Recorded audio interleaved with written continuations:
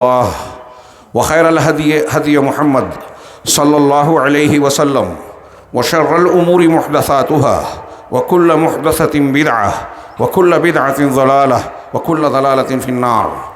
أعوذ بالله من الشيطان الرجيم. بسم الله الرحمن الرحيم. ولتكملوا العدة ولتكبروا الله على ما هداكم ولعلكم تشكرون. وقال تعالى: الأخلاء يومئذ بعضهم لبعض عدو إلا المتقين. یا عبادی لا خوف علیکم اليوم ولا انتم تحزنون الذین آمنوا بآیاتنا وکانوا مسلمین. محترم بزرگوں، بھائیوں، ماؤں اور بہنوں، تمام تعریف اس رب العالمین کے لیے ہے جس نے بے شمار نعمتوں کے ساتھ دنیائے انسانیت پر سب سے بڑا احسان و کرم یہ کیا کہ اپنا کلام مجید قرآن کریم ہماری اور آپ کی ہدایت کے لیے، کامیابی کے لیے، دنیا اور آخرت کی سعادت کے نسخے کے طور پر نازل فرمایا. اور اس قرآن کی برکت سے ہمیں ماہ رمضان کی طرح ماہ رمضان کی شکل میں فضیلتوں، برکتوں اور رحمتوں سے بھرپور مہینہ دیا. اس کے دن کے روزوں کو فرض کیا، رات کے قیام کو مشروع کیا، مسنون کیا. اس میں عبادتوں کا اجر و ثواب خوب بڑھا دیا اور راہ ہموار کر دی کہ اہل ایمان محنت کریں، کوشش کریں، ایمان و احتساب کے ساتھ اللہ رب العالمین کے سامنے جھکیں، دعا مانگیں، توبہ استغفار کریں، گڑ گڑائیں، اپنے گناہوں کی معافی مانگیں تو پروردگار جنت کے دروازے ان کے لیے کھول دے اور جہنم کے دروازے بند کر چکا. اس کے ساتھ ہی اللہ تبارک و تعالیٰ نے اس ماہ مبارک کی تکمیل پر ہمیں اور آپ کو یہ دن دیا کہ ایک مہینے کے تربیتی وقفے میں اللہ کی عبادت ایمان و احتساب کے ساتھ کرنے کے بعد ہم ایک میدان میں جمع ہوں. تمام مرد و خواتین، رسول اللہ صلی اللہ علیہ وسلم نے مردوں کے ساتھ خواتین کو بھی حکم دیا. یہ ہم اور آپ جانتے ہیں، اس لیے کہ خواتین بھی شریعت کی مکلف ہیں.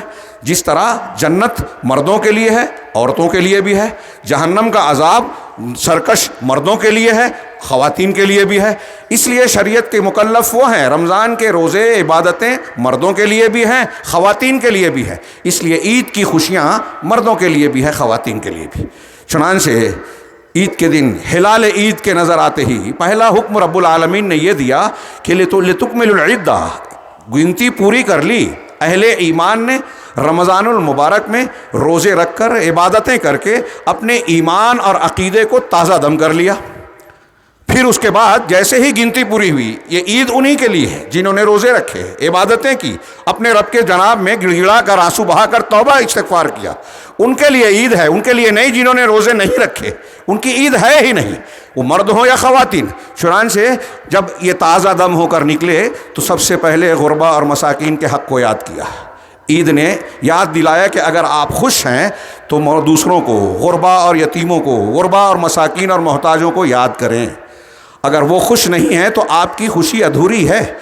پہلے ان کو یاد کیجئے، پھر اللہ رب العالمین کی رات سے ہی بڑائیاں، کبریائیاں بیان کیجئے. اللہ اکبر، اللہ اکبر، لا الہ الا اللہ، کہ ساری عظمتیں اور کبریائی کا لائق صرف وہی ہے، سب سے بڑا وہی ہے، اس کے علاوہ کوئی عبادت کے لائق نہیں ہے.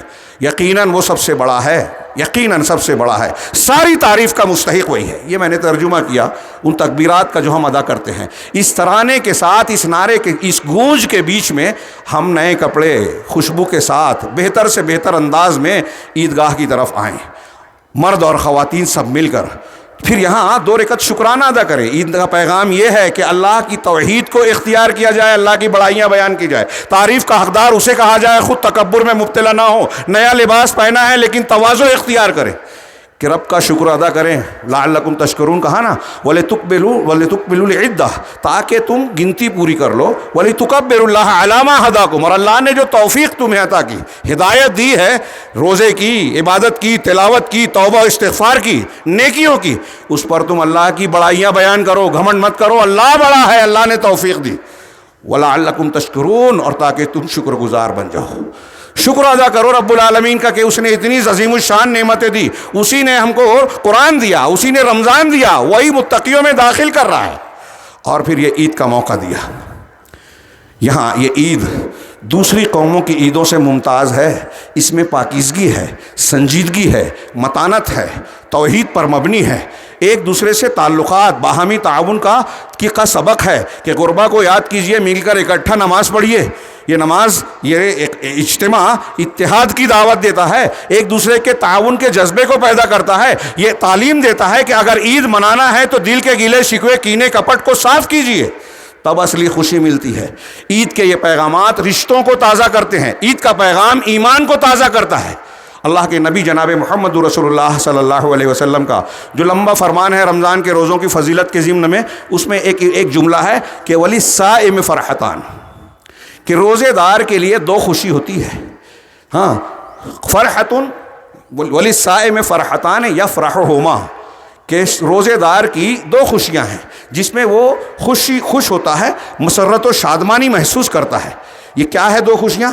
کہ فرحتن عند فطرہ، کہ جب وہ روزہ افطار کرتا ہے اس وقت ایک خوشی ملتی ہے کہ میں نے اللہ کی یہ اطاعت کر لی، دین کے ایک حکم پر عمل کر لیا، اور اب تک میں نے بھوک پیاس شہوتوں سے اور برائیوں سے اپنے آپ کو روکے رکھا، ایک عبادت میں نے مکمل کی. اب جو چیز مجھ پر حرام تھی اب میں کھا پی سکتا ہوں. یہ روزہ مکمل ہونے پر یہ دنیا کی فرحت ہے. اور ایک فرحت، ایک خوشی وَعِندَ لِقَاءِ رَبِّهِ بِصَوْمِهِ، اور پروردگار کی ملاقات کے وقت پر روزے دار خوش ہوتا ہے، اپنے روزوں پر خوش ہوتا ہے کہ اسے اس کا ایسا اجر رب العالمین دینے والا ہے جس کے بارے میں کہا کہ وَالصَّوْمُ لِي أَنَا أَجْزِي بِهِ وَأَنَا أَجْزِي بِهِ. اس سے پہلے کہا کہ ہر عمل جو نیکی ابن آدم کرتا ہے اس کو اللہ تعالیٰ کئی گنا بڑھاتا ہے، کم سے کم ایک کا 10 اور 10 سے 700 اور اس سے زیادہ، لیکن روزے کی کوئی گنتی نہیں ہے. میں اس کی جزا دوں گا، بے شمار دوں گا، پر ہم اندازہ نہیں کر سکتے. لہٰذا اس وعدے کے ساتھ روزے دار جب قیامت میں رب العالمین سے ملے گا تو خوش ہوگا. ایک خوشی دنیا کی روزہ افطار کرنے کے وقت، ایک خوشی آخرت کی. روزہ افطار کرنا، شام میں جب ہم روزہ کھولتے ہیں، جس کو روزہ کھولنا کہتے ہیں، افطار، وہ خوشی ہے. اور ایک افطار یہ ہے جو عید الفطر کے نام سے ہی موسوم ہو گئی کہ اب مہینہ بھر جو ہم روزے کے پابند تھے، اب یہاں سے ہم افطار کر رہے ہیں، اور اس دن روزہ رکھنا ممنوع اور حرام ہے. اللہ تبارک و تعالیٰ کا حکم ہے کہ ہم خوش رہیں. ان روزوں کے بعد یہ خوشی کا موقع مل رہا ہے. اس میں ایک سبق بالکل کھلا ہے، اور آخرت کی خوشی اور اس خوشی کو میں جوڑ کر موازنہ کرنا چاہتا ہوں کہ اس میں کھلا ایک سبق ہے کہ ہم اگر دنیا کی سعادت، خوشی، مسرت اور انبساط چاہتے ہیں، ہم چاہتے ہیں کہ دکھ اور صدمے سے نجات ملے، پریشانیوں سے، عذاب سے ہم محفوظ رہیں، زلزلے، طوفان، دشمن کا تسلط، بے عزتی، رسوائیاں، ان سے بچے رہیں، تو اللہ کی رحمت ضروری ہے. اور اللہ کی رحمت، مدد، حفاظت کب ملے گی؟ جب ہم اللہ کی اطاعت و فرما برداری کریں گے. اللہ کے لیے کھانا پینا چھوڑ دیں، جائز کو منع کیا تو رک گئے، تو حرام جس کو قرار دیا اس سے تو رکنا ہی ہے.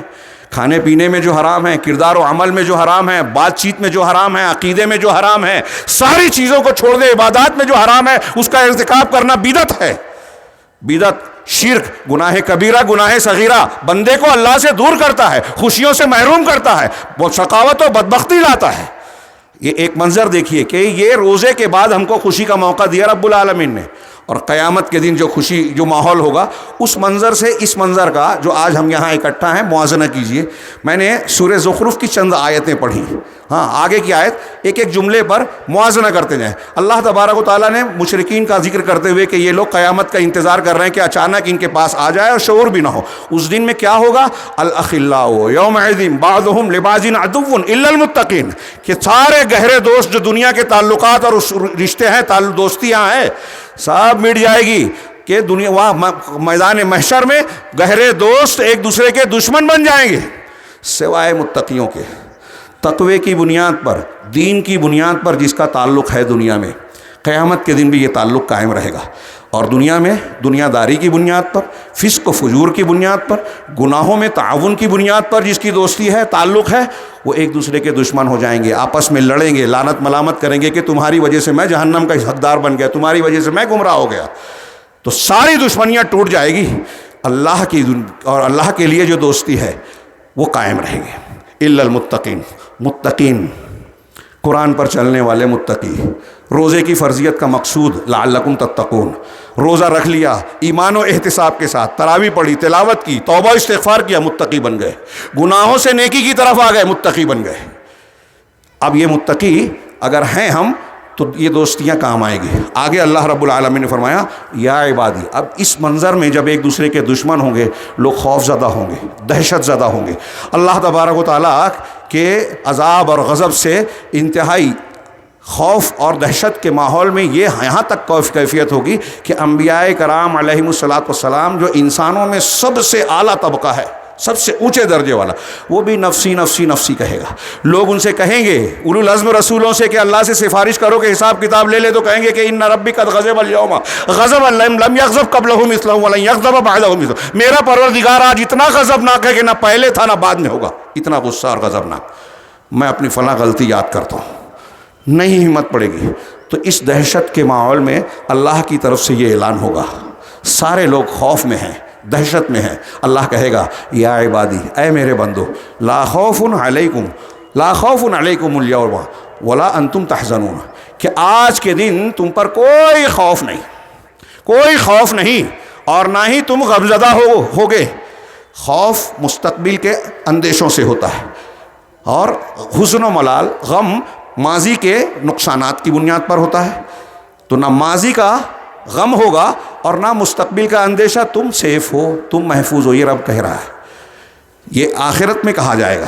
دنیا میں بھی اللہ نے سورہ یونس میں اعلان کیا، الا ان اولیاء اللہ لا خوف علیہم ولا هم یحزنون، سنو اللہ کے اولیاء، اللہ کے دوست کون ہیں؟ اللہ کے اولیاء متقی، مومن۔ ہر مومن اللہ کا ولی ہے۔ ولی کا یہ مطلب نہیں جو کرامت دکھائے، ہوا میں اڑے، پانی پہ چلے، آگ میں کھیلے، کرامت کھیلے، نہیں۔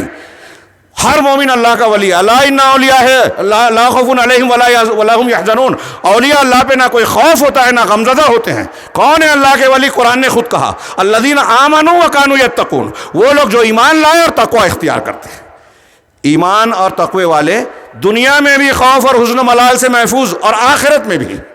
عید کے دن اگر ہم متقی پرہیزگار ہو کر اللہ کی ولایت لے کر آئے ہیں تو حقیقی خوشی، دل کی خوشی اور باظاہر کی خوشی ملے گی۔ یہاں سارے لوگ میدان محشر میں خوف زدہ ہوں گے۔ اللہ تسلی دے رہا ہے اہل ایمان کو کہ کوئی خوف اور کوئی ڈر نہیں ہے۔ اب وہاں جو خوف اور ڈر نہیں ہوگا، آگے کا جملہ الذین آمنوا بآیاتنا وکانوا مسلمین، کون لوگ ہوں گے جن کو یہ اعلان ملے گا کہ آپ کے لیے کوئی خوف نہیں، کوئی غم نہیں ہے؟ وہ لوگ جو ہماری آیتوں پر ایمان لائے اور وہ تھے بھی فرما بردار، مسلمین تھے، عملاً بھی اللہ کی اطاعت و فرما برداری کرنے والے تھے، اس کے احکام پر جھک جانے والے تھے، اپنے آپ کو اللہ اور اللہ کے دین کے حوالے کر دینے والے تھے۔ آیتوں پر ایمان، پہلا ایمان، اور دوسرا اسلام یعنی فرما برداری۔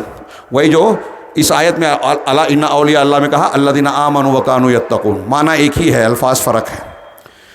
تو اللہ تبارک و تعالیٰ پر ایمان اور اللہ تبارک و تعالیٰ کا فرما بردار ہو جانا خوف اور غم سے نجات دلاتا ہے۔ آج عید کے دن ہم خوش ہیں دنیا میں، لیکن اس خوشی کو ہم قیامت والی جو خوشی ملے گی اہل جنت کو، اس خوشی سے کمپیئر کریں، موازنہ کریں تو یہ انتہائی ناقص ہے، عارضی ہے، ادھوری ہے۔ کیوں؟ آپ اور ہم یہاں بیٹھے ہیں نئے لباس پہن کر، کسی پر قرضہ ہے اس کا ٹینشن، کسی کے سامنے کوئی مسئلہ پیش ہے اس کا ٹینشن، کہیں خبر ملتی ہے کہ زلزلہ آ گیا، ہمیں اطلاع ملتی ہے کہ ہماری مسجدوں پر حملے ہو رہے ہیں، ہماری اوقاف پر نظر بد لگا کر قانون بنا کر ہڑپنے کی کوشش کی جا رہی ہے، مسلمانوں کے گھروں پر بلڈوزر چلا دیے جاتے ہیں اور مختلف قسم کے الزامات سے بدنام کیا جاتا ہے۔ ایسے روز یہ میں کچھ چیزیں بیان کر رہا ہوں، مہنگائی ہے، بے روزگاری ہے، اور نہ جانے کیا کیا مسئلے ہیں۔ یہاں ہم خوشیاں منا رہے ہیں، ہمارے سامنے منظر تازہ ہوتا ہے کہ غزہ میں فلسطین کے مسلمان بے خانماں برباد ہیں، ان کے گھر اجڑ گئے، مسجدیں نہیں ہیں، کھانے پینے کے سامان نہیں ہیں، دوائیں نہیں ہیں، وافر مقدار میں ضرورت کے سامان نہیں ہیں۔ ان کی عید کیسی ہے؟ جب ہم یہ سوچتے ہیں تو یہاں کی خوشی، یہاں کی خوشیوں کی لذت کرکری اور ادھوری سی ہو جاتی ہے، لیکن وہاں کی جو خوشی ہوگی اس کے بارے میں اللہ نے آگے فرمایا ادخلوا الجنت انتم وازواجکم تحبرون، کہ تم خود اور تمہاری بیویاں، ازواجکم کا ترجمہ بیویاں بھی کیا گیا ہے، اور تمہارے مثل دوسرے لوگ، بیویوں کا معنی زیادہ بلیغ ہے، اس لیے کہ بیویوں کے ساتھ جب جنت میں کوئی جائے گا تو بیویاں شوہروں سے، شوہر بیویوں سے اور زیادہ ان کی مسرت اور خوشی مل کر جو ہے بڑھ جائے گی۔ لذت بڑھ جائے گی ایک دوسرے سے. اور قرآن نے کئی جگہ پر کہا ہے, معنی دونوں صحیح ہے کہ تم اور تمہارے جیسے لوگ, تم اور تمہاری بیویاں دونوں جنت میں داخل ہو جاؤ. تحبرون, اس کا ترجمہ کچھ لوگوں نے کیا کہ حشاش بشاش, راضی خوشی. کچھ لوگوں نے کیا کہ اس کا مطلب ہے کہ تم اس میں خوش کیے جاؤ گے.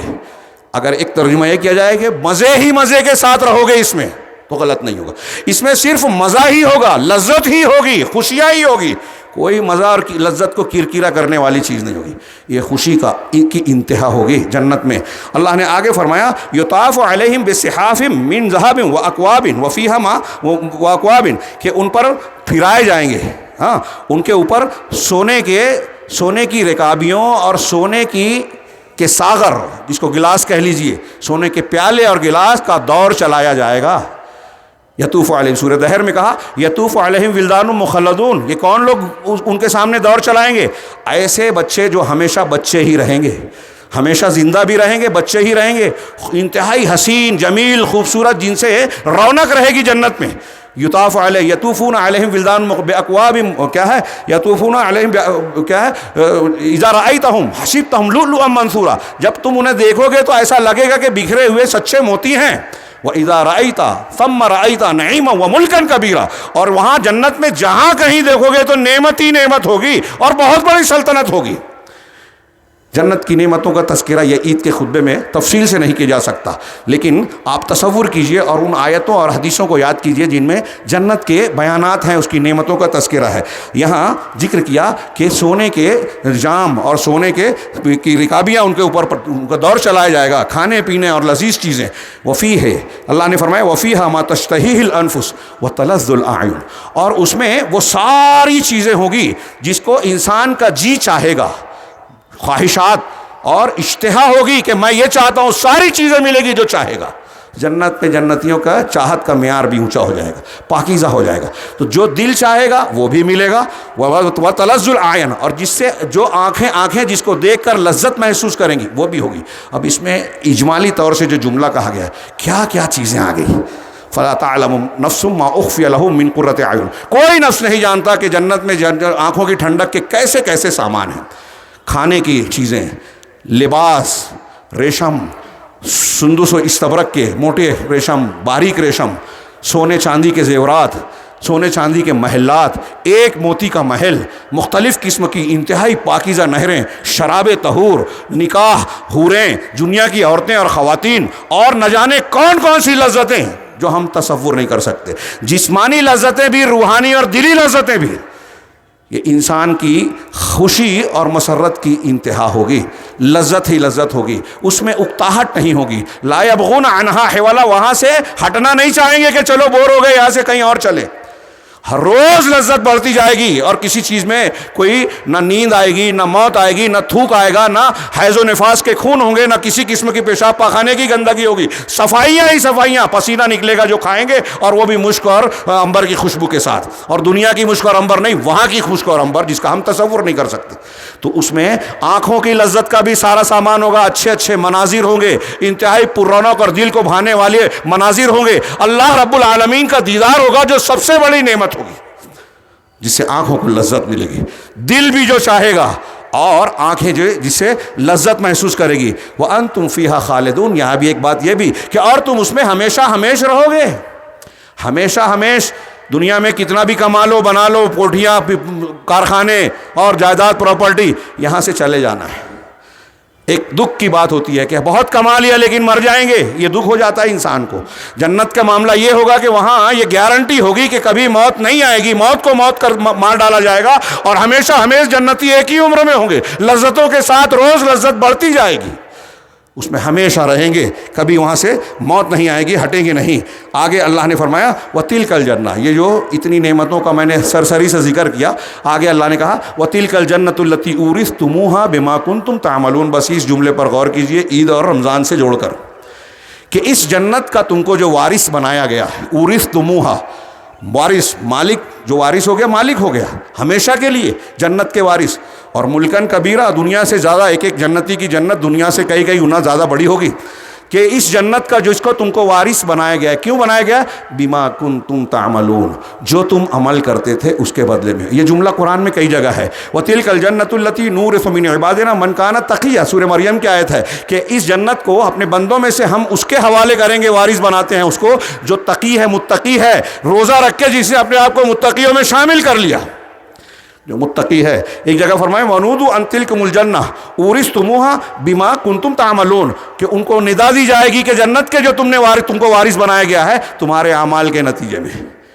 اب یہاں غور کیجئے کہ ہم نے رمضان میں عمل کیا، روزے کی شکل میں انفاق اور اللہ کے راستے میں خرچ کیا، تراویح پڑھی، قرآن کی تلاوت کی، غربا مساکین اور حقداروں کے حقوق کا خیال کیا، اللہ کے جناب میں اپنے گناہوں کی سچی توبہ کی، اگر سچے دل سے کیا ہے، ایمان و احتساب سے عبادتیں کی ہے، تو اس عمل کے بدلے میں یہ جنت ملے گی. تو ایک خوشی روزہ افطار کی، عید الفطر کی، اور ایک خوشی روزے دار کو ملے گی آخرت کی، اور یہ عمل کے بدلے میں ملے گی. میں یہاں میسیج یہ دینا چاہتا ہوں کہ آج پوری دنیا میں مسلمان رو رہے ہیں، پریشان ہیں، ڈرے ہیں، سہمے ہیں. یہ قرآن بتا رہا ہے. ہم شکوہ شکایت، کچھ لوگ جہالت میں رب سے بھی شکایت کرتے ہیں کہ مسلمانوں پر اتنا ظلم ہو رہا ہے، بم برسائے جا رہے ہیں، گھروں کو، عبادت گاہوں کو، مسجدوں کو تہس نہس کیا جا رہا ہے، اور سرکش لوگ، ظالمین، دشمنان دین، ان کا کچھ بگڑتا نہیں ہے. یہ ہمیں نظر نہیں آتا. اللہ تعالیٰ مہلت دیتا ہے. فرعون کو بھی لمبی مدت دی تھی، فوراً اللہ کا عذاب نہیں آتا، یہ بھی اس کی رحمت کا حصہ ہے، توبہ کا موقع دیتا ہے. ہم کو بھی آزماتا ہے کہ ہم شکوہ شکایت کرتے ہیں یا اللہ پر بھروسہ کر کے صبر کرتے ہیں. تو پوری دنیا میں مسلمان پریشان ہیں، خوشیوں کی تلاش ہے، صدمات ہیں، پریشانیاں ہیں، ہمارے خلاف قوانین بن رہے ہیں، ہماری مسجدیں خطرے میں ہیں، ہمارے کہیں بم برس رہے ہیں، کہیں جو ہے قوانین ہمارے خلاف بنائے جا رہے ہیں، جھوٹے مقدمات درج کیے جا رہے ہیں، کھانے پینے پر پابندی لگ رہی ہے، یہ نہیں کھا سکتے، یہ نہیں کاٹ سکتے، یہ نہیں بیچ سکتے، مسلمان بازار نہیں لگا سکتے، اور نہ جانے کیا کیا چل رہا ہے، نئی نئی خبریں آ رہی ہیں. اور مسلمان ڈرا ہے، سہما ہے. عوام ہی نہیں، خواص بھی ڈرے سہمے نظر آتے ہیں. سب ڈرے سہمے ہیں، باتیں کرتے ہیں اور مختلف قسم کی تدبیریں کرتے ہیں، لیکن وہ نسخہ اختیار نہیں کرتے جو عید ہمیں سکھا رہی ہے، رمضان سکھا رہا ہے، قرآن بتا رہا ہے کہ اگر تم کو دنیا کی جنت چاہیے تو یہاں بھی نیکی کیجیے، اللہ سے توبہ کیجیے، اللہ کے فرما بردار بن جائیے. اللہ تعالیٰ کی حفاظت ملے گی تو دنیا کی کوئی طاقت آپ کا پال بھی کا نہیں کر سکتی. سیدنا ابراہیم اکیلے تھے، کچھ نہیں بگڑا، نمرودیت نے اور پوری قوم نے پوری کوشش کی آگ میں ڈالنے کی، جلا نہیں سکے. فرعون کا پورا لشکر آیا تھا پیچھے، اللہ تعالیٰ نے دریا سے راستہ بنا کے موسیٰ علیہ السلام اور ان بنی اسرائیل کو نکال دیا. نبی کریم صلی اللہ علیہ وسلم کو گھیرا تھا ہجرت کی رات میں، سارے قبیلے کے نوجوانوں نے، ان کے بیچ سے اللہ نے محفوظ پہنچایا مدینہ. تو کیا ہماری حفاظت نہیں کر سکتا؟ ہماری مسجدوں کی حفاظت نہیں کر سکتا؟ ہمارے اوقاف کی حفاظت نہیں کر سکتا؟ ہمارے گھروں کو بلڈوزر سے نہیں بچا سکتا رب العالمین؟ لیکن اس کا نسخہ کیا ہے؟ اس کا نسخہ یہ ہے کہ ہم متقی بن جائیں. متقی بنیں گے تو دنیا کی جنت بھی ملے گی، آخرت کی بھی. اور سوچنے کی بات ہے کہ اگر دنیا کی جنت نہیں مل رہی ہے، دنیا میں ہمارے لیے جہنم ہی جہنم نظر آ رہی ہے، تو آخرت میں کامیاب ہوں گے کہ نہیں؟ سوالیہ نشان ہے. ایک مومن کو فکر مند ہو جانا چاہیے. اللہ نے کہا کہ تمہارے اعمال کے بدلے میں اس جنت کے وارث بنے ہو. یہ تعلیم ہم کو رمضان نے دی کہ روزے رکھو. اللہ نے کہہ دیا جو مان لو، کھانا پینا ہی نہیں بلکہ روحانی روزہ بھی رکھو. کسی کی غیبت مت کرو، جھوٹ مت بولو، دھوکہ مت دو، گالی گلوچ مت کرو، لڑائی جھگڑا مت کرو. روزے کی حالت میں ان سب چیزوں کی پابندی 1 مہینے تک ہم نے کی. اگر کی ہے ایمان و احتساب کے ساتھ تو متقی بن جائے گے. اور متقی بن گئے تو دنیا اور آخرت کی نعمتیں ہمارے لیے کھل جائے گی. پڑھیے ان للمتقین مفازہ، متقیوں کے لیے کامیابی ہے. مگر تم تقوی اور ایمان اختیار کرو تو اللہ آسمان اور زمین کی برکت کے دروازے کھول دے گا. سورہ اعراف کی آیت ہے. سورہ آل عمران میں کہا ان تصبروا وتتقوا لا یضرکم کیدہم شیئا، اگر صبر کرو اور تقوی اختیار کرو تو دشمنوں کی چالیں سازشیں تمہارا کچھ بگاڑ نہیں پائیں گے. قرآن کہہ رہا ہے ہمارا ایمان ہے، سچ ہی ہوگا، جھوٹ ہو ہی نہیں سکتا. لیکن ہم کہاں مانتے ہیں؟ ہم ایمان اور تقوی چھوڑ کے باقی سب کر رہے ہیں، اور برائیاں ہمارے یہاں، شرک ہمارے یہاں ہے، بدعت ہمارے یہاں ہے، خرافات ہمارے یہاں ہے، نشہ خوری ہمارے یہاں ہے، حقوق تلفی ہمارے یہاں ہے، ماں باپ کی نافرمانیاں ہیں. کون سا گناہ ہے؟ رشتے کاٹ رہے ہیں، حرام خوری کر رہے ہیں. کون سی گناہ ہے جو ہم نہیں کر رہے ہیں؟ اگر ہم چاہتے ہیں کہ عزت ملے، ترقی ملے، حفاظت ملے، رب العالمین کی رحمت ملے، دشمن کے دانت کھٹے ہوں، تو دشمنوں سے گڑ گڑائیے مت، اپنی چاپلوسی وہ مت کیجیے، اللہ رب العالمین کے حوالے اپنے آپ کو کیجیے، متقی بن جائیے. دنیا کی جنت بھی ملے گی۔ اللہ تبارک و تعالیٰ آگے کہتا ہے لکم فیہا فاکہۃ کثیرہ منہا تاکلون، اس میں تمہارے لیے بہت سے میوے ہوں گے طرح طرح کے، جس میں سے تم کھاؤ گے، الگ الگ قسموں کے میوے کھاؤ گے۔ کھانے کے بعد میوے کا ذکر، یعنی یہ تکمیل ہو جائے کہ نعمت، ہر نعمت مکمل ہوگی، کہیں کوئی ادھورا پن نہیں ہوگا۔ اس کی تفصیلات آپ قرآن عزیز میں پڑھیے۔ جو لوگ متقی نہیں ہیں، جو لوگ روزے سے بھی سدھرتے نہیں ہیں، توبہ استغفار اب بھی کرنے کے لیے تیار نہیں ہے، وہ اگلا جملہ پڑھیے۔ اللہ نے فرمایا ان المجرمین من فی عذاب جہنم خالدون، یقیناً مجرمین مرد ہو یا خواتین ہو، اگر مجرمین جہنم میں ہمیشہ رہنے والے ہیں، ہمیشہ، کبھی نہیں نکلیں گے۔ لا یفتر عنہم وہم فیہ مبلسون، ان پہ عذاب کی کمی نہیں ہوگی، کوئی وقفہ نہیں ہوگا، ہلکا نہیں ہوگا عذاب، اور وہ اس میں مایوس ہو جائیں گے، مایوس ہو جائیں گے کہ عذاب میں کمی ہوتی ہی نہیں، اب اضافہ ہو رہا ہے، مایوس ہو جائیں گے کہ ابھی جہنم سے چھٹکارا اور نکلنے کا کوئی راستہ ہی نہیں ہے، اس میں مایوس ہوں گے۔ وما ظلمناہم، ہم نے ان پر ظلم نہیں کیا۔ یہ آخرت کی بات ہے، جہنم کی۔ دنیا میں بھی اگر کہیں مصیبت آ رہی ہے، کہیں سیلاب ہے، کہیں زلزلہ ہے، ابھی برما میں زلزلہ آیا 3-4 دن پہلے، ہاں، اور دوسری جگہوں پہ دوسری مصیبتیں ہیں، ہمارے گھروں میں دوسری مصیبتیں ہیں، تو اللہ ظلم نہیں کرتا۔ ولیکن کانوا ہم الظالمین، لوگ خود ہی ظالم ہیں، اللہ کا قصور نہیں ہے۔ قرآن آیا، رمضان آیا، ڈرانے والے آئے، تم کو سکھا رہے ہیں، بتا رہے ہیں بچنا ہے اللہ کے عذاب سے دنیا اور آخرت کے، تو راستہ کیا ہے، لیکن تم ماننے کے لیے تیار ہی نہیں ہو۔ اللہ نے آگے فرمایا وَنَادَوْا، وہ جہنمی کہیں گے وَنَادَوْا يَا مَالِكُ لِيَقْضِيَ عَلَيْنَا رَبُّكَ، کہ اے مالک جاروغہ جہنم، پروردگار سے دعا کرو، اپنے رب سے کہو کہ لِيَقْضِيَ عَلَيْنَا رَبُّكَ، تمہارا پروردگار ہمارا کام تمام کر دے، موت دے دے، قصہ ہی ختم ہو جائے، عذاب کا سلسلہ رکے، ہم جھیل نہیں پا رہے ہیں۔ تو کہا، مالک کہے گا، جہنم کے داروغے کا فرشتے کا نام ہے کہ انکم ماکثون، نہیں ایسا ہو ہی نہیں سکتا، تم کو رہنا ہی ہے، موت نہیں آئے گی، لا یموت فیہا ولا یحیا، نہ یہاں موت آئے گی نہ زندہ رہ سکتے ہو، تم کو ٹھہرے رہنا ہے۔ لقد جئناکم بالحق ولکن اکثرکم للحق کارہون، ہم تمہارے پاس حق لے کر آئے تھے، قرآن حدیث آیا تھا، لیکن اکثر لوگ حق کو ناپسند کرتے ہیں۔ آج ہم اور آپ جائزہ لیں کہ کیا ہم حق کو پسند کرتے ہیں؟ ہم شرک کرتے ہیں، قرآن بتاتا ہے کہ یہ تمہارا عمل شرک ہے، چھوڑنے کو تیار ہیں۔ ہم گناہ کر رہے ہیں، نشہ کر رہے ہیں، نافرمانیاں کر رہے ہیں، کبیرہ گناہ، حرام کام، زنا، بدکاری، موبائل کا غلط استعمال، گندی تصویریں، گندی باتیں، گالی گلوچ، قتل و خونریزی، سب ہر جرم ہمارے سماج میں۔ اب کوئی حق بتاتا ہے، کہہ رہے مولوی صاحب ہیں، بور کر رہے ہیں، حق کو ناپسند کرتے ہیں، سننے کو تیار نہیں ہے۔ عید کا، رمضان کا یہ پیغام ہے کہ اگر ہم چاہتے ہیں کہ اللہ تبارک و تعالیٰ کی رحمت اپنا ہاتھ پھیلا کر ہمیں اپنے دامن میں سمیٹ لے، تو ہمیں متقیوں میں شامل کرنا چاہیے، متقیوں میں اپنے آپ کو شامل کرنا چاہیے، سچے دل سے اپنے گناہوں سے توبہ کرنا چاہیے۔ یہ مسلک، یہ بزرگ، میرے باپ دادا، ان چیزوں کو، ان عناوین کو ختم کیجئے اور یہ دیکھیے کہ اللہ کیا کہتا ہے، رسول کیا کہتے ہیں، ان کا کیا حکم ہے، وہی مانیں گے۔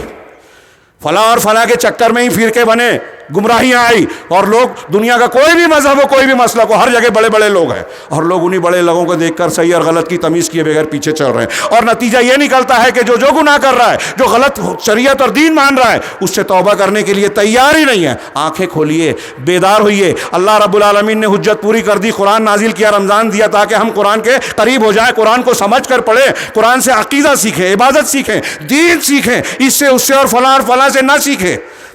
یہ رمضان کا پیغام ہے۔ اللہ رب العالمین سے آئیے دعا کریں کہ اللہ تبارک و تعالی ہم کو قرآنی آدمی بنا دے۔ اللہم صلی علی محمد وعلی آل محمد کما صلیت علی ابراہیم وعلی آل ابراہیم انک حمید مجید۔ اللہم بارک علی محمد وعلی آل محمد کما بارکت علی ابراہیم وعلی آل ابراہیم انک حمید مجید۔ رب العالمین، تو حی و قیوم ہے، ارحم الراحمین ہے، تو تواب ہے، تو غفار ہے۔ پروردگار تو ہمارے گناہوں، ہماری خطاؤں کی بخشش فرما دے۔ پروردگار ہمارے روزوں کو تو قبول فرما، ہمارے جو بھی ٹوٹے پھوٹے انداز میں ہم نے قیام اللیل کیا ہے، پروردگار تو اسے قبول فرما لے۔ رمضان المبارک میں انفاق کی شکل میں، تلاوت کی شکل میں، ذکر و اذکار کی شکل میں، اور دوسرے نیک کاموں کی شکل میں ہم نے جو بھی ٹوٹی پھوٹی عبادتیں کی ہیں، پروردگار تیری ہی خاطر، تیرے حکم کو بجا لانے کی خاطر، انسانی تقاضے اور ہماری اپنی کمزوریوں کی وجہ سے ہو سکتا ہے اس میں کمیاں رہی ہوں، پروردگار ان کمیوں کو نظر انداز کر کے تو ان نیکیوں کو، ان عبادتوں کو قبول فرما لے۔ پروردگار ہم بہت گنہگار ہیں، یقیناً ہمارے گناہ بہت زیادہ ہیں، لیکن تو غفار ہے، تو غفور ہے، تو قابل التوب ہے، التواب ہے، تیری توبہ، تیری مغفرت کا دامن جو ہے ہمارے گناہوں سے کہیں زیادہ وسیع ہے۔ پروردگار تو اپنی مغفرت کے دامن میں ہمارے گناہوں کو سمیٹ کر اسے معافی دے دے، ہمارے گناہوں کو معاف کر دے۔ پروردگار ہم سے جو بھی اس رمضان المبارک میں جو بھی نیکیاں ہوئی ہیں، اس نیکیوں کے بعد ان کی حفاظت کرنے کی ہمیں توفیق عطا فرما، ہمیں ثابت قدم بنا۔ ایسا نہ ہو کہ رمضان میں ہم نے نوافل اور بہت ساری دوسری عبادتیں کی اور رمضان کے بعد ہم فرائض کو بھی ترک کرنے والے بن جائیں، حقوق کو تلف کرنے والے بن جائیں۔ پروردگار تو اپنی شریعت کا ہمیں پابند بنا، حقیقی معنوں میں متقیوں میں شامل فرما لے، اور پھر اس کی برکت سے پروردگار دنیا میں جو مصیبتیں، فتنے اور مختلف قسم کی پریشانیاں مسلمانوں کا تعاقب کر رہی ہیں، دشمنان دین جو ہمارے خلاف سازشیں کر رہے ہیں، مسلمان اور اسلام کو ہلاک و برباد کرنے کی کوششیں کر رہے ہیں، پروردگار ان سارے معاملات میں تو ہمیں اپنی حفظ و امان میں لے لے۔ پروردگار دشمنوں کی چالوں کو ناکام بنا دے، ان کی سازشوں سے ہمیں محفوظ رکھ۔ پروردگار تو فلسطین کے مسلمانوں کی مدد فرما، پروردگار تو ہندوستان کے مسلمانوں کی مدد فرما، دنیا کے کوئی بھی خطے اور کسی بھی علاقے میں بسنے والا کوئی مسلمان ہو، پروردگار تو ان سب کی مدد فرما۔ اس مدد کے راستے میں جو رکاوٹیں ہیں، گناہ ہیں، پروردگار ان سے توبہ کرنے کی ہمیں توفیق عطا فرما۔ پروردگار ہم تو عاصی ہیں، ہم خطا کار ہیں، ہمارا علم اور ہماری صلاحیتیں بھی بہت ہی ناقص ہیں۔ پروردگار اس سارے نقص کا اعتراف کرتے ہوئے ہم تجھی سے مانگتے ہیں، تیرے ہی جناب میں ہاتھ پھیلاتے ہیں۔ پروردگار تیرے نبی کا فرمان ہے کہ تو ہاتھ پھیلانے والے بندے کے ہاتھ کو خالی لوٹانے سے شرماتا ہے۔ پروردگار ہم گنہگار لوگ تیرے سامنے ہاتھ پھیلائے ہوئے ہیں، ہماری کوتاہیوں کو نظر انداز کرتے ہوئے، گناہوں کی بخشش کرتے ہوئے۔ پروردگار ہم کو جہنم سے آزادی عطا فرما دے، ہمیں آزادی عطا فرما دے، ہماری ماؤں کو، ہمارے والدین کو، یہاں جتنے لوگ ہیں جو مسلمان ہیں، ان کے زندہ یا مردہ جو بھی والدین ہیں، پروردگار ان سب کی بخشش فرما دے، ان کو عذاب قبر سے، عذاب جہنم سے بچا دے، ان کی گردنوں کو، ہماری گردنوں کو، ہمارے بھائیوں کی گردنوں کو پروردگار جہنم سے آزاد کر دے۔ پروردگار ہمیں عزت دے، سعادت دے، ہمیں فتنوں سے تحفظ دے، ظاہری باطنی جو بھی فتنے مسلمانوں کے پیچھے پڑے ہوئے ہیں، پروردگار ان سے بیدار رہ کر ان سے اپنے بچاؤ کرنے کی ہمیں توفیق عطا فرما۔ پروردگار ہم نے جو بھی گناہ کیا ہے سب کو بخش دے، ہمیں جو بھی غم ہے انہیں دور کر دے، جو پریشانیاں اور تنگیاں ہیں پروردگار اسے خوشادگی اور خوشحالی میں بدل دے۔ پروردگار ہم میں سے جو مقروض ہے ان کے قرض کو ادا کر دے، جو بیمار ہیں ان کو شفا یابی کی راہ پیدا کر دے۔ پروردگار جو بے گناہ قید و بند کی صعوبتیں جھیل رہے ہیں ان کی رہائی کا راستہ مرحمت عطا فرما دے۔ پروردگار ہم میں سے بہت سارے لوگ ایسے ہیں جو بہت سارے مختلف قسم کے دکھوں اور مسائل سے دوچار ہیں، پروردگار ان کو دور کر دے۔ اے اللہ ہماری بخشش فرما، ہمارے والدین کی بخشش فرما، ہمارے جو لوگ گزر چکے ہیں، موت کے راستے سے گزر کر تیرے جناب میں پہنچ چکے ہیں، پروردگار تو ان کی بھی بخشش فرما، ان کی قبر کو کشادہ فرما، قبر کے فتنے اور عذاب سے محفوظ رکھ، میدان محشر اور آخرت کے مراحل کو ان کے لیے آسان کر کے جنت میں داخل فرما دے۔ اے اللہ ہم تجھ سے جنت الفردوس کا مطالبہ کرتے ہیں، اے اللہ ہم تجھ سے جنت مانگتے ہیں، اور وہ سارے اقوال، افعال اور وہ عبادات تجھ سے مانگتے ہیں، اس کی توفیق مانگتے ہیں جو ہمیں جنت تک پہنچا دے۔ اے اللہ ہم تجھ سے جہنم سے پناہ مانگتے ہیں، تو ہی جہنم کا مالک ہے، تو جہنم سے بچانے والا ہے، پروردگار ہمیں جہنم سے آزاد کر دے، ہماری ماں بہنوں کو، ہمارے والدین کو، ہم بھائیوں کو، ہم تمام کو جہنم سے آزاد کر دے، ہمیں قبر کے عذاب سے محفوظ کر، جہنم سے آزاد کر، ہماری گردنوں کو جہنم سے آزاد کر دے۔ پروردگار اے اللہ ہم تجھ سے جہنم سے خلاصی چاہتے ہیں، اور ان تمام اعمال اور اقوال سے جن سے تو ناراض ہوتا ہے اور جن کی بنیاد پر جہنم کے عذاب دیتا ہے، پروردگار ان سب سے تیری پناہ مانگتے ہیں کہ ہمیں ان چیزوں سے محفوظ رکھ۔ اے پروردگار ہم کو تو مانگنا بھی نہیں آتا، جو مانگا ہے وہ بھی دے، جو نہیں مانگا ہے وہ بھی عطا فرما۔ تیرے نبی جناب محمد رسول اللہ صلی اللہ علیہ وسلم نے جتنی بھلائیاں دنیا اور آخرت کی، جتنے خیر اور اچھائیاں تجھ سے طلب کی ہے، پروردگار وہ سب ہماری جھولی میں بھی ڈال دے۔ اے تیرے نبی جناب محمد رسول اللہ صلی اللہ علیہ وسلم نے جتنی چیزوں سے پناہ مانگی، بچاؤ طلب کیا اور بچاؤ کو تجھ سے مطالبہ اور دعا کی، پروردگار ہم بھی تجھ سے پناہ چاہتے ہیں ان تمام چیزوں سے جس سے تیرے نبی جناب محمد رسول اللہ صلی اللہ علیہ وسلم نے پناہ مانگی۔ الحمدللہ رب العالمین الرحمن الرحیم مالک یوم الدین ایاک نعبد و ایاک نستعین اہدنا الصراط المستقیم صراط الذین انعمت علیہم غیر المغضوب علیہم ولا الضالین۔ اللہم لا تدع لنا ذنبا الا غفرتہ ولا ہما الا فرجتہ ولا كربا إلا نفسته ولا دينا إلا أديته إلا قضيته ولا مريضا إلا شفيته ولا مبتلا إلا عافيته ولا ضالا إلا رددته ولا مسترشدا إلا أرشدته ولا صغيرا إلا أنبته نباتا حسنا يا أرحم الراحمين. اللهم إنا نسألك الهدى والتقى والعفاف والغنى. اللهم إنا نسألك الهدى والتقى والعفاف والغنى. اللهم إنا نسألك العفو والعافية في الدنيا والآخرة.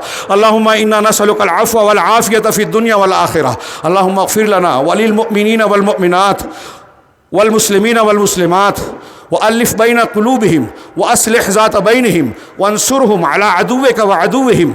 اللهم لعن الكفرة الذين يكذبون رسلك ويقاتلون أولياءك. اللهم لعن الكفرة الذين يقاتلون أولياءك ويكذبون رسلك. اللهم زلزل أقدامهم وشتت شملهم وفرق جمعهم وخالف بين كلمتهم. اللهم إنا نجعلك في نحورهم ونعوذ بك من شرورهم. اللهم أنزل عليهم بأسك الذي لا ترده عن القوم المجرمين. اللهم إنا نسألك الهدى والتقى والعفاف والغنى. اللهم إنا نعوذ بك من تحول عافيتك وفجاءة نقمتك وجميع سخطك. اللهم إنا نعوذ بك من جهد البلاء ودرك الشقاء وسوء القضاء وشماتة العداء. اللهم ارحمنا. اللهم إنا نسألك من الخير كله. اللهم إنا نسألك من الخير كله عاجله وآجله ما علمنا منه وما لم نعلم. ونعوذ بك من الشر كله عاجله وآجله ما علمنا منه وما لا نعلم. اللهم إنا نسألك ما سألك به عبدك ونبيك محمد صلى الله عليه وسلم ونعوذ بك من شر ما استعاذ به عبدك ونبيك محمد صلى الله عليه وسلم. اللهم إنا نسألك الجنة اللهم إنا نسألك الجنة وما يقرب إليه من القول والعمل ونعوذ بك من النار. اللهم إنا نعوذ بك من النار وما قرب إليها من قول أو عمل. اللهم إنا نسألك أن تجعل كل قضاء قضيته لنا خيرا يا رب العالمين. ربنا آتنا في الدنيا حسنة وفي الآخرة حسنة وقنا عذاب النار. ربنا آتنا في الدنيا حسنة وفي الآخرة حسنة وقنا عذاب النار. ربنا آتنا في الدنيا حسنة وفي الآخرة حسنة وقنا عذاب النار وقنا عذاب القبر. اللهم إنا نعوذ بك من عذاب القبر، من عذاب في النار وعذاب في القبر. ربنا لا تؤاخذنا إن نسينا أو أخطأنا.